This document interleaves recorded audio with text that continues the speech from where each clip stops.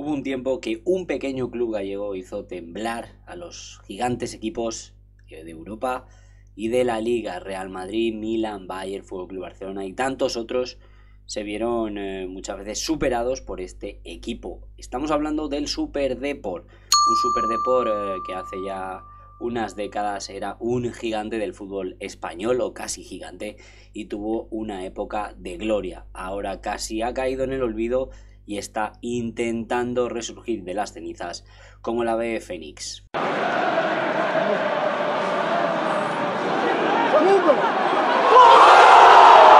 A finales de los 80 el Depor era un equipo que sobrevivía entre la segunda división y descensos, ascensos y demás, pero no conseguía estar en la élite.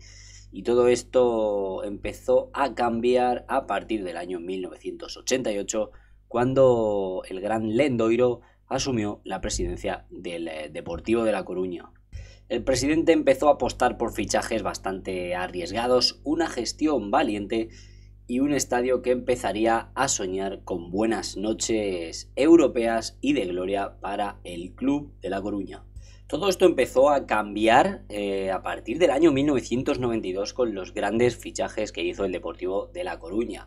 Trajo a Bebeto, que era campeón del mundo con Brasil, trajo también a Mauro Silva y a Fran, que se convertiría en un gran capitán en el conjunto del Deportivo, que empezó a jugar como nunca antes lo había conseguido. Era un equipo compacto, elegante y sobre todo temible. La temporada 93-94 lo cambió absolutamente todo. El Depor estaba rozando la liga en un partido contra el Valencia, último partido de la temporada, y un penalti en el minuto 90. Miroslav Jukic, si marcaba, el Depor era campeón, y si lo fallaba, el sueño se rompía. Desgraciadamente lo falló y con él se escapó el primer título del Deportivo en su historia. Pero este club nunca se rindió. El año siguiente, en la temporada del 1995, el club de La Coruña jugó la final de la Copa del Rey, que se suspendió por la lluvia, pero que se reanudó días después, y el Depor salió campeón. A partir de ahí, el Super Depor empezó a ser respetado tanto fuera como dentro de nuestra liga. Fichajes como Diego Tristán, Valerón, Macay o Rivaldo empezaron a hacer soñar a toda una afición. Y no fue hasta el año 2000 cuando el Depor se consolidó como campeón de liga por primera vez en toda su historia. El conjunto español ganó su primera liga y eso hizo ver al Lendoiro como un héroe nacional dentro del panorama fútbol español, y el Super Depor empezaba a ser toda una leyenda y un equipo que empezaba también a ser temido. En la temporada 2003-2004 el Depor vivía uno de sus mejores momentos, con Irueta en el banquillo, Valerón era el cerebro del equipo en el centro del campo, Mauro Silva el equilibrio, Diego Tristán el goleador y un joven Albert Luque que aportaba velocidad y carácter a la plantilla. Aquella plantilla sin grandes estrellas mediáticas estaba a punto de escribir una de las gestas más importantes de la historia del club y de la historia de la Champions League. El Deportivo cayó en un grupo durísimo dentro de esa fase de grupos de la Champions League contra Mónaco, PSV y AEK de Atenas. Pocos apostaban por los gallegos, pero como siempre el Super Depor tenía algo especial. Empezaron con victorias sólidas, demostrando que la experiencia contaba más que los millones. En Riazor el ambiente era eléctrico y en Grecia y Holanda supieron sufrir. El Depor terminó segundo de grupo, por detrás de Mónaco, clasificándose para los octavos de final. Una vez más estaban entre los grandes equipos de Europa.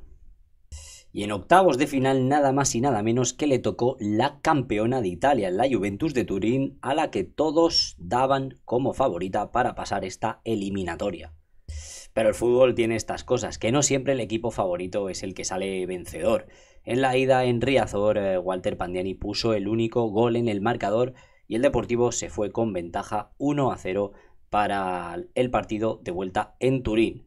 Allí en Turín el Deportivo consiguió un 0-0 que le puso en la siguiente ronda.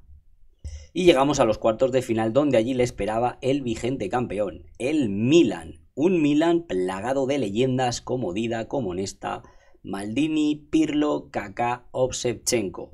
un favorito absoluto para hacerse con la victoria. Partido de ida, partido en San Siro, y Pandiani se adelantó con gol en el marcador, pero el Milan reaccionó como una bestia y le puso un 4-1 final.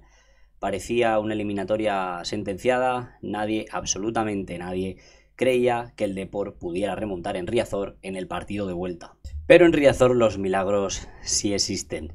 Aquella noche el estadio vibraba con una energía única. El Depor necesitaba 3 goles para empatar la eliminatoria y los consiguió antes del descanso. Pandiani abrió el marcador, Luque hizo el segundo y Valerón, con una jugada de genio, marcó el tercero.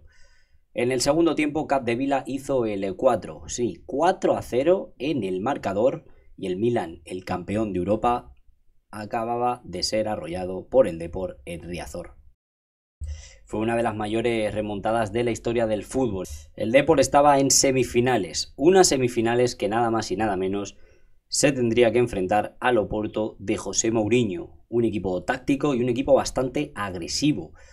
Fue una eliminatoria cerrada, durísima, 0-0 en Portugal, pero en Riazor un penalti de Naivet sobre Deco cambió todo, 0-1, y el sueño se esfumó a las puertas de la final. El Depor cayó en semifinales, pero cayó de pie. El Oporto acabaría ganando aquella Champions, pero el mundo recordaría siempre a este Super Depor. Aquella Champions fue el punto más alto en la historia de este equipo, que también había ganado una liga en el 2000. Una gesta que sigue viva en la memoria de los que vivieron esas noches mágicas. Porque aquel equipo, sin grandes fortunas ni fichajes millonarios, logró lo que casi nadie había logrado: hacer creer al mundo entero que los sueños son posibles. Pero como todo en esta vida tiene un principio, pues también tiene su final, y el del Depor estaba llegando a la época más dura también de su carrera, porque los fichajes caros y la deuda comenzaron poco a poco a hundir al club. Los héroes se iban marchando, las victorias se convirtieron en derrotas y el Super Depor empezó a desaparecer del panorama top del fútbol español. Pero en 2011 el golpe más duro llegó. El equipo descendió a segunda división y el equipo hoy en día sueña con la nostalgia de volver a ser lo que un día fue en el panorama actual del fútbol europeo. Hoy el Deportivo no está en la élite, pero su historia sigue viva, porque el equipo fue un conjunto de fe, pasión, orgullo, resistencia. Una historia que demuestra que también los conjuntos pequeños pueden ser gigantes en el mundo del fútbol. Si te gustó esta historia, suscríbete, te invito a que me dejes en comentarios qué otro equipo o qué otra historia del fútbol quieres conocer en mis vídeos. Comenta, dale like y nos vemos.